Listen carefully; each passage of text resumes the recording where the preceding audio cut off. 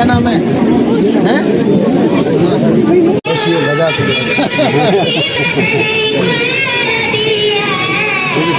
मोहम्मदपुरा, अडूरा, अरे ये गोपालपुरा, के सभी लोगों से मिलना चाहता हूँ मैं।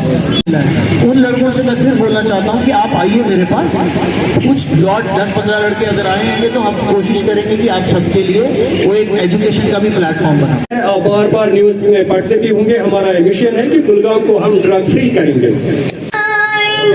दोनों सरकार के बाद आप ही कर दो।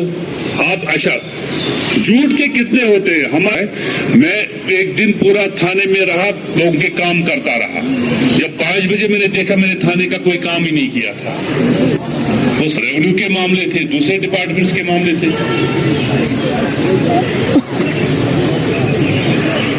अच्छा, तो ये चीजें जो है हमें क्या है कि हमें जाना होता है, हमें घर में बाकी काम हमारे ठीक हो जाएंगे।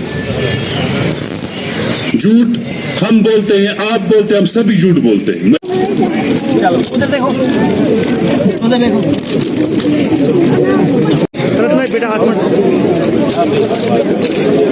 बीएससी वाले लाइन आ जाओ जी। हाला बीएससी अपने लाइन के बेटा इनको जल्दी तो आप हो गया, बच्चे हो गए।